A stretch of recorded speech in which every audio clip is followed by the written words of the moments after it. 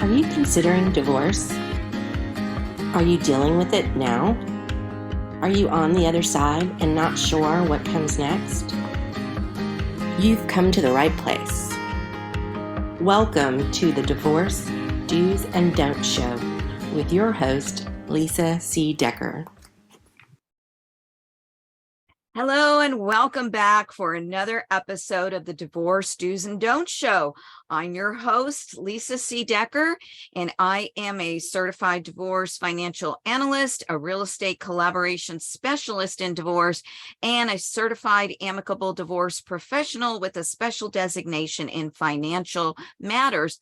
I'm also the CEO and founder of Divorce Money Matters and the organization that brings you this show, DivorcetownUSA.com.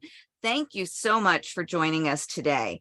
We have a very timely topic today because January is Child-Centered Divorce Month. And this month, we are featuring each week a different aspect of children and divorce. LeAnne Abel, our guest today, is a writer and a speaker who enjoys encouraging, coaching, and mentoring on the topics of marriage, family, adoption, decoding male and female behaviors. I want to hear more about that. Systems of the home, navigating family of origin issues with charity, and embracing our crosses and boundaries and more. Wow, that's a lot of stuff, LeAnne. I can't wait to hear about this. She is a contributor to the book Primal, The Now Adult Children of Divorce Speak by Leah Miller, and often writes on the challenges of adult children of divorce in healing familial relationships as well as building strong marriages of their own. Welcome to the show today, LeAnne. We are so happy to have you here. This is such an interesting topic and so not talked about, right? We just don't hear a lot about this, but I have seen it with my clients. A lot of my clients are gray divorce, and when we don't see what happens to the children as they get older, right? They're children when they're part of my caseload, but we don't get to see how it affected them into their future. So let's start off by asking you, how did you get involved in writing about children of divorce? I was invited by a friend of mine who put together the book Primal, The Now Adult Children of Divorce Speak. And at the time, it wasn't going to be a book necessarily. So she and I have a mutual friend, and this mutual friend is from a divorced family. And Layla, who wrote the book, comes from an intact family, and she just could not understand what was going on with our friend. All of this angst she had about different things that were going on, and spending time with different parts of the family, and having her own children introduced very young to divorce because of her parents, and all of these different issues. And so she just asked her people on social media, how many of you would like to answer a few questions about this? So I answered the questions that she sent out. And like many of the people who answered, my first reaction was, I'm doing fine, thank you very much. We sort of power through life, and don't we? We all just say, I'm doing fine. But as I answered the questions, I started to realize there's something there, but my answers were pretty weak. And there ended up being 70 different contributors to the book. Some people backed out. I did get to know all of these people who contributed. We all know one another now, and this was 5 years ago or so. And what we found out later is that we all have, we call it thawed out. So when we were first asked, we thought, my goodness, this is really the first time anyone has ever asked me that, or I've really had to analyze this. And so they would go back and perhaps add more, now that they're sort of thawed out, right? Now that have had a chance to think about it more. And so, I thought my answers were pretty weak in the book when I look back. And now, now I have obviously processed it a lot more. And then as I watched this book develop, people were coming to the author of the book, Layla Miller, and saying, I'm an adult child of divorce. Is there anywhere where I can talk about this? And she said, I don't understand you people. That's why I wrote the book. I come from an intact family where, we don't interact like this. That's why I gathered these so that I can start to develop an understanding about it. Because she teaches about marriage, sort of theoretically, right? Not theoretically, but without the experience of someone who's come from a non-intact home. So she sent all these people to me. So I started opening up Facebook groups. So I opened up one and it filled up to about 75 people. And then I opened another, because it gets too big and unwieldy. And then another and another. I think there are maybe 10 of them now just on Facebook. And there are other platforms, of course, now. So we have them on different platforms. And these people are terrified. They come into the group and they say, are you sure no one's going to see this? Are you sure this is secret? I would never want my parents to think that I suffered. I don't want, I could, this could end relationships. Can I first look at all the people in the group and make sure I don't know anyone and then join? I mean, it was almost bizarre. And it started to be a very interesting thing that so many of them were concerned about that. And Wow. It's continued, if I have a new person into the group now, they'll say the same thing because they really want to have a great relationship with their parents and they're not necessarily blaming them. They just have had their own, it's impacted them. So it's an interesting phenomenon. Wow. Well, it's a great thing that you're offering. You'll have to let us know before the end of the show here how people can find out more about these groups that you have. So let me ask you, how does the culture usually interact with children of divorce, especially when they're younger? What did you experience or what have you learned from the folks in your group? So my parents were each married 3 times. So I have lots of variations of things. So as people come into the group, I can usually understand and resonate with different types of divorce situations, parental divorce situations. And I have heard a lot of the same thing. One thing is that children are, it's discussed that children are resilient. That's how it's discussed. Children are resilient and they're going to get through this. It's going to be okay. If we're happier, they're going to be happier. And one of the common themes is that the people that are in the groups will say, that makes me want to scream. Like, I want to eat darts when people say that. Yes, of course we're resilient. But that is just shutting me off again. Like, I do need to talk about this. And sure, I'm resilient, but they're all screaming, please don't divorce. Please don't, that child is saying, please don't divorce. So being told that they're resilient is very hard for them to hear because they are having to cover up then. And that's a very common theme that they cover up. So before we go too much further, please understand, I love many people in my life who are divorced. And this is, I'll be very open and transparent about what happens in the groups, because I know that there are people who don't know that. They don't know what's going on. And so I never would say anything like this to hurt anyone or to make them, question different things about how they've interacted. I assume people are doing the best during very difficult times, but it is good to take a peek behind the veil and see what's happening. So that's why I say it, not because I would like to accuse anyone or indict anyone for how they handled a very difficult time in their lives. Yeah, it's very challenging for parents, and is it better for a child to remain in a relationship that's not happy, for the parents, or maybe even abusive at times, and or is it better for them to part ways and hopefully become good co-parents? So there's no easy answers to this, and every situation is going to be different. But I think what I'm hearing you say is that you give a voice to people that really didn't get to have that voice before. They've kind of been hidden with this angst, shame, whatever it is that they're feeling, anger, and now they can have a safe place to come and talk to others about that and hopefully heal. So that's wonderful. Well, the other thing is that the parents are trying to make the children feel better. Of course they are. It's a difficult situation. So, but on the other side of it, as a child, if you are told, and this happens all the time, you're going to get 2 Christmases, you're going to get 2 birthday parties. In our groups, they call it happy talk.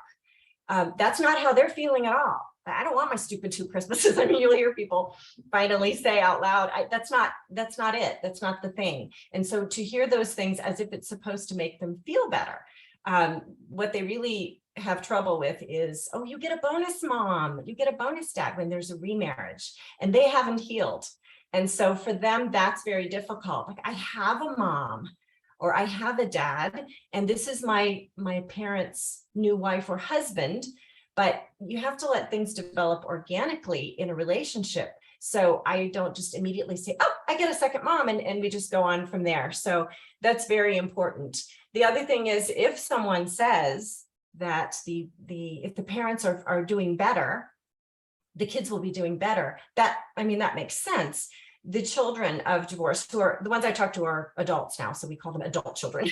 There's no word for that, but adult children of divorce, they will say, I would rather, just so you understand how they talk about this, I would rather that they would have stayed together, even if they argued a lot, than have a divorce where I have to live with 2 different worlds. So for them, the number of divorces that are extremely dangerous or extremely volatile is not that high.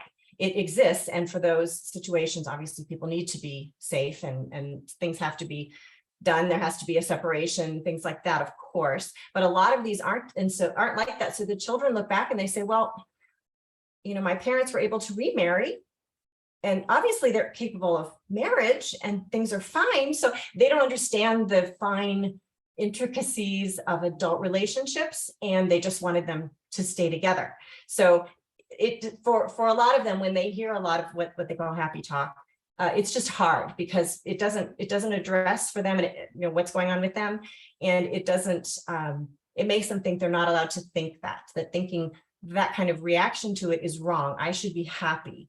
And why am I not? So yeah, that's you can understand from a child's perspective. From a child's perspective, sure. And a lot of it, again, from just the years that I've been doing this and all the experts that I've interviewed, is how do the parents act as co-parents afterwards as well? And yes, I understand everything that you're saying from a child's viewpoint, and also the age at the time of divorce. A very young child is not going to have as many memories. They're going to grow up, a 3-year-old, this is the norm, going to 2 homes. But if you're 10 or you're 13, that's a completely different experience. So it's wonderful to share how they react to that when Yes. someone says that.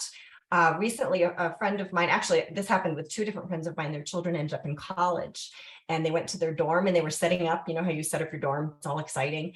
And the children said, this is the first time all my stuff has been in one place. So even though their parents divorced when they were young, they've just had a longer history of having to navigate and juggle all of this. So some of the things that, and we can get into what happens to them as they're growing up, what are the effects, but that's part of it. It's like whenever someone says something, it's not necessarily how it comes across to someone who has lived through it. And it's very hard. I didn't even realize these things about myself. When someone else would say, yes, I really struggled. I remember that feeling of Christmas, and this was not my house, and these weren't I didn't grow up with you. How do you do Christmas here? And just that, and I thought, oh my gosh, do I remember that? But if you would have said, what are the effects of divorce on you, I would not have come up with that. But it's huge. Every Christmas, it's huge. So some of this stuff is, it's just obviously a family that's intact is going to provide a more consistent way of growing up. And there are literally 2 lives that happen, next to one another. And that's what they're juggling. So there are all kinds of things that usually take someone who comes into the group, for example, a year to go through all of the holidays and birthdays and milestones of different types to realize, oh my goodness, this is this is hard. This is what I'm facing. This is why I'm facing this. Can I tell someone this? I don't want to go tell my mom. She was abandoned by my dad. I'm not going to add to her burdens, but can we address this? So anyway, it's very hard to get on the child's side and say, what are you dealing with? Yes.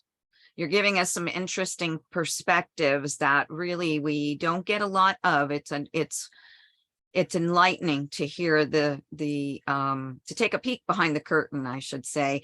And I'm hoping that you'll also have some ways that you can help folks who are going through this, because we don't want to just leave everyone with, oh my gosh, yes, you've experienced this and so sad, too bad. We have to have help, right? Right. That's what it's all about here. Well, I'm imagining that this has some impact on the children of divorce. I'm having a tongue-tied day here. The children of divorce, now adult children of divorce. I'm imagining that it has some impact on how they form relationships as they become adults. Can you speak to that for us? Right. So it can have a lot of effects. Think about someone who is going into a relationship and it has a distrust of relationships generally. Do they last? How do I interact with it? How do I solve a problem with this person? Because to me, when there's tension, when we have conflict, that can mean the end of the relationship. I don't know how we get through a problem. I know that people retreat from a problem. This is sometimes the end stages of families living together before divorce. It imprints really strongly. And so when they go into their own relationships, they have a very strong fear about trusting. They are concerned that if they start to show any of their flaws, and we all have so many, which we discover when we get married, right? We think we're grown up and we're adulting, and here we are, going along, and we find out we all have flaws. But they often overcompensate with perfectionism, for example. They are afraid of losing love. And they have done this even at home. Sometimes they had to be the adult in the conversation, because obviously, when you're going through a divorce, it is extremely difficult. And unfortunately, there are often role reversals where, one of the parents is talking to the child who's trying to comfort the parent and would never want to add burdens onto the parent. So it's not going to share pain, but would just want, and so it's almost that the child becomes the counselor or the sounding board, which shouldn't happen. No. And yet it does. It does. That's one of the don'ts, folks. Do not use your child as your counselor, as your therapist, as your friend to confide in. Never. Right. That's what therapists and coaches and counselors are for. And children should never be burdened with that. I just want to make sure that's pointed out. That can alleviate a lot of what we're talking about going forward. How people handle themselves is so important. And I've said this on other shows. We can't control the other person, our soon to be ex or our ex. All we can control is ourselves. We can be the role model for our children. And there are kids who have come about later in life to come back to their parents and say, thank you for taking the high road, for handling things the way that you did. The stories that you're telling here make my heart sad. And I do. But yet it's good to know them, and it's okay. So, the book that we contributed to, the Primal Loss book, you don't read it because you want to, feel better because it's going to be really tough reading. You read it because you want to understand what's going on with this other person. So let's suppose someone has a parent that goes into prison. Horrible situation. Let's suppose we find out 10 years later that person was unjustly placed in prison. Did that child suffer or not? It doesn't matter. And so what I'm talking about has nothing to do with the blame on the parents. It has to do with what is going on. How does this impact the child? So, for example, am I a Smith? Am I Martinez? What am I now? We don't have that. And here's one of these things you can think about for the future. My mom hates my dad. She lets me know that. My dad hates my mom. Half of me is hated. And it is such a part of who we are that we can't escape that. And so, I look like someone in the family, and I'm always sort of being side-eyed because of that. I remind that person of the person that they're now no longer married to, and they want to be married to someone else. So there's something going on with them, but I'm feeling it, right? Or I'm living with rules here that are different from rules over there. I'm one person here and another person here. This family is very much into celebrations and all kinds of festivals and happy things, and this one is a more sober, kind of quieter. Responsibility is important, and it just is really hard. So you had asked about going into relationships. You're trying to figure out, how do you put this together? Who am I? If I say positively, I have a good example of different types of families. I've learned lots of different things, but it's very hard to figure out who I am as a person. So some of them also have had a loss of faith. So it's often the case that if one person is leaning away from the marriage, they start to go away from their faith. It just happens because, let's say, there's infidelity. Well, it's very hard to consistently live that, right? And so some of the raising of the children in a faith tradition is compromised because the mom doesn't want to deal with going to church if her husband has, she's going to have to answer questions. So there's kind of a pulling back sometimes. So that kind of thing happens. And so some of the information that we would get about our faith tradition and how we would live that out in a relationship that we're going into ourselves is not there. Everything was just too busy, and it wasn't being taken care of because people were, they were involved in the end of the relationship. Of course, what it's like during a divorce. Most people aren't on their A game. They're just not. The children are kind of trying to figure out where they fit into all of this. And then afterward, there are moves. There are new relationships. I mean, really, were we supposed to watch our parents get all giddy in a new relationship? It's really hard. We were kind of supposed to not be there yet. That was supposed to happen, before we're born. And so seeing all of that is very odd. And then, you're going into a relationship yourself and you're watching your parents do that. So it can be very awkward. There was one story in the Primal book about this gal. And this has been confirmed by, I don't know how many people, just hundreds of people, because there are 600, 800 people in these groups now. But the girl came downstairs in her nightgown, woke up in the morning, came downstairs, and there's someone there. And it's not her dad. Now, you can say, oh, nothing happened. It's fine. Something happened inside her. That just didn't feel right. She felt vulnerable. And so some of those things kind of stay with us as we, these things make me uncomfortable. And so this is just something that an adult child of divorce has to become aware of, a little more self-aware. We call it thawing out. That helps to just understand that's what happened. You're not 8 years old anymore. But no, yes, that did happen. And tell me about it. Tell me what happened and how that made you feel, because you weren't allowed to say anything at the time. So, yes. And you can understand how those experiences form who we are later in life. So, and this can apply to anything in life, but especially for children who are so impressionable, and it does create who we become as adults. So, what other issues do they face that permeate their adult life? Well, and how do they heal from it, even more importantly? Okay, so when you're, let's say you want to go into a new career, and it's tough. You have to have a lot of self-confidence, and you want to, and you might fail. If you grew up with less connection with your family, it's going to be different. What I mean by less connection is you don't have the same, let's sit down at dinner and talk about these things as a family and feel that backing that you have in an intact family.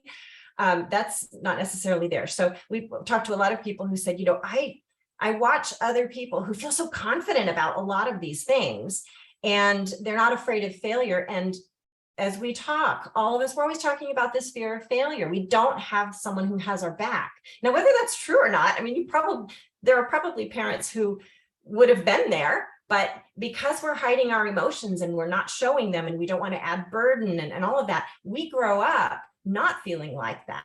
And so we have difficulties with feeling very confident and with trusting others. We have in relationships, sometimes if there's a feeling of this isn't going to last anyway, there's sometimes some self-sabotaging that goes, might as well go ahead and break up now. And that's, of course, if there's been an infidelity, then some children will feel like that. And so those are sometimes people will become extreme friends, I call them people pleasers.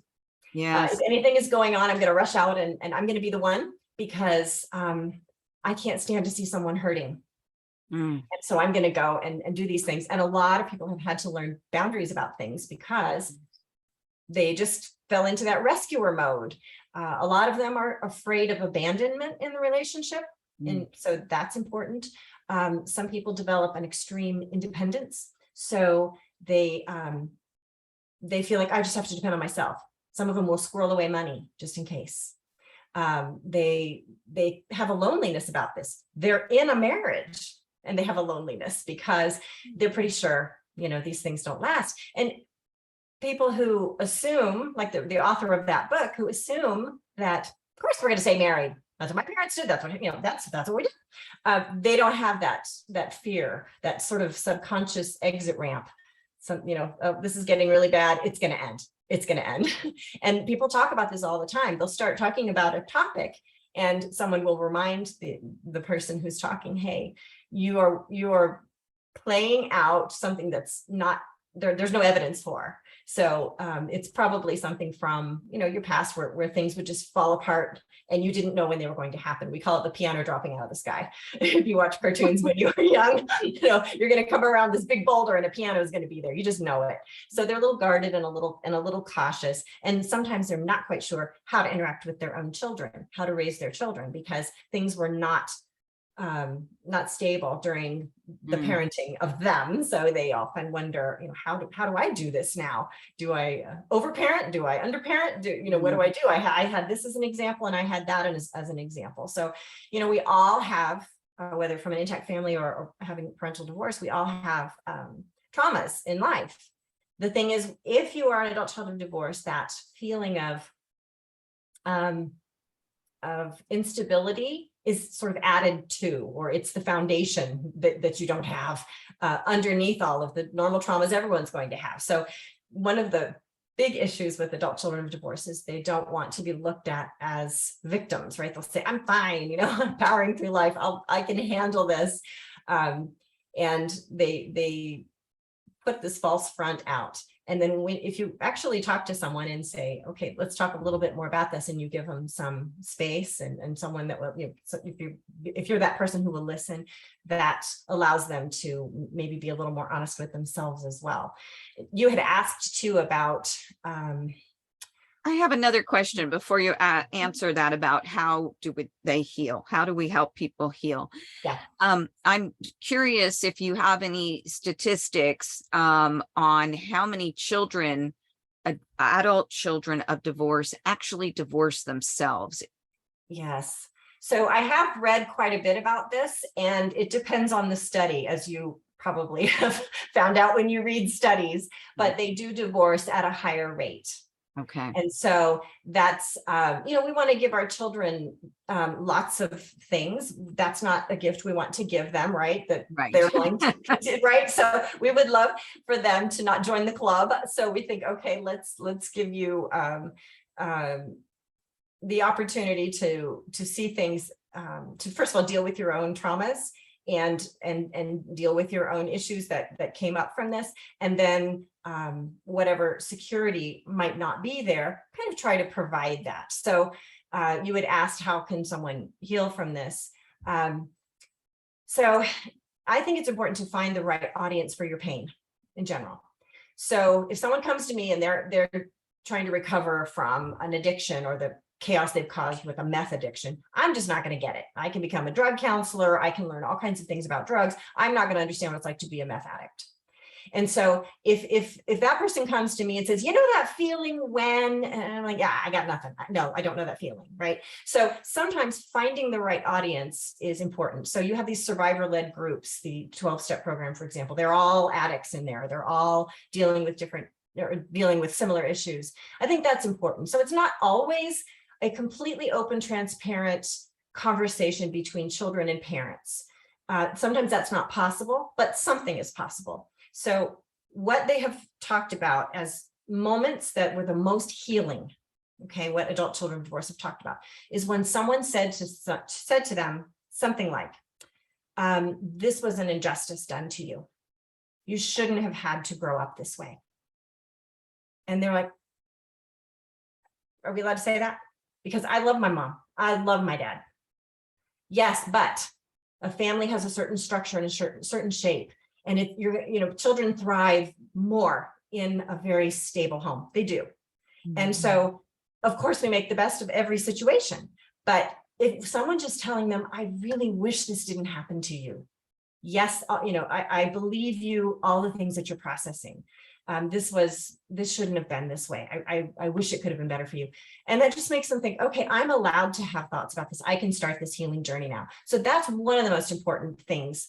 And maybe it's not with the parent. So maybe they can just have certain discussions with the parent, but they don't want to hurt. They still are never going to want to hurt their mom or their dad. They just are never going to want to pile on, that way. So that's important.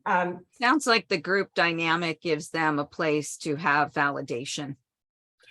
Right. And I can say it without hurting anybody's feelings. Even right now, I'm speaking really bluntly because this might be the only time you see it and hear it. And I don't know anybody here who's watching, so I'm not talking about their particular situation. I'm sharing what adult children of divorce say. So mm-hmm. They don't want to say it to hurt anyone. They don't want to say I'm blaming, or they don't even understand what happened necessarily. Many of them thought it was all of the blame was on one parent, and later they find out, wow, there was certainly some shared stuff going on. So as a child, you don't really know what's going on, but you really don't want to make it worse because you would like to help heal the family. And so one thing that helps is not making the children keep secrets. Mm-hmm. So living two different lives is hard enough.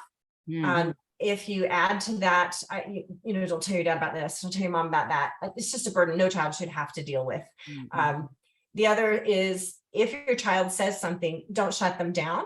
So they live in a horrible fear of being ostracized or judged or rejected. And it happens all the time. It happened in my family. I asked a question about when we moved somewhere.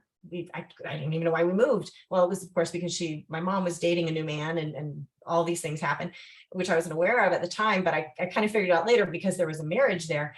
And so I said, what year did we move? And she was none of my business. And that was down. That means this was my life. It's not yours. And it was about mine. It was important, if she would have said, oh, this was because of this. And I said, now I understand. So those kinds of help them put together their childhood a little bit so they can deal with how they reacted to it. Right. Well, you are just full of very valuable information. Why don't you share with the audience, LeAnne, how people can find out more about the book? And by the way, folks, you can find out more about the book at the marketplace at divorcetownusa.com. We are featuring it there as a valuable resource. But also, how can they find out more about the groups and everything else that is going on in this subject matter? How can people get involved? So the book that you just put up, Primal Loss, has at the very end a page of resources. So most of what I'm going to talk about. I would suggest that if someone would like to understand a little bit more about how to be a supportive parent for children that have gone through this, which is I'm assuming what we're talking about, but you also might want to offer resources to your children. Reading the book really opens up, okay, that happened in our family too. I can see why my child felt like that. So that's helpful. The Facebook groups, if you see my name on the screen there, LeAnne Abel, you can just look me up on Facebook and send me a message, and I can give you a full list of where to find things. But there is a group that I can put people in on Facebook, and it's a secret group, so people can go in there and just talk. It's just for the adult children of divorce.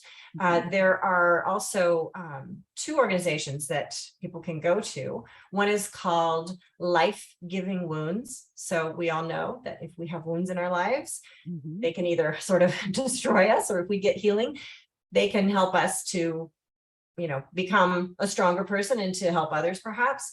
And so Life Giving Wounds they do retreats, they have podcasts, they have remote conferences and various things, support groups that people can be involved in from anywhere, and sometimes also in person in the cities. And there's another organization called Restored Ministry, and that's for 13 to 30-year-olds, but their podcasts people listen of all ages. They talk about what's happening as I'm going into this relationship, what's happening as I'm having trouble with this, that, or the other. There's definitely a podcast on that. They have a lot of podcasts. So those would be good resources. There's another book that just came out, and it has the last chapter in it is amazing. It's called Women Made New.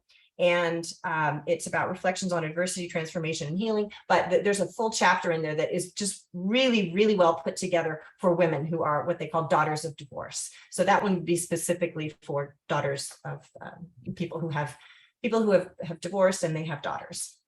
Great. Well, those are wonderful resources. And excuse me, we thank you for being a guest on the show today. You brought some very valuable insight into things that we just don't talk about enough. So I'm very happy to have had you here today. And I hope that folks will reach out to you for more information. Now, at Divorce Town, we're all about resources, and this show is about things that you should and shouldn't do, the do's and don'ts. And so we have created some resources for you, all of these things free to help you get through these difficult times in your life, whether you're divorcing, divorced, a child of divorce, as an adult, whatever your stage of life is and what you're dealing with, you can find something that will help you at Divorce Town USA. And you can see here on the screen that you can download the Divorce Town USA roadmap, which includes an ebook that explains each of the options, helps you understand which one is best for you and your family. And you'll see there we have Put Kids First Parkway, because we always believe that children should be front and center in a divorce situation. And it outlines other professionals and resources that you may need access to along the way. We also offer many free articles, videos, other free resources to help you have a saner, savvier, money-saving divorce. Divorce Town Marketplace also has been designed to bring you some of the best books, products, and resources we've found through the years to help you with your divorce so that you can thrive long after, far into adulthood, and beyond. Featuring the various sections you see here, the marketplace has something for anyone and everyone at any stage of the divorce process. Now, Divorce Town USA also sponsors a virtual divorce help and hope support group through meetup.com, which meets once or twice a month via Zoom, and meetings and dates are always posted on the Divorce Town USA site in the events section. So please feel free to join us there. We would love to carry this topic into the support group and let more folks know about this information and these resources that are available that LeAnne has talked about today.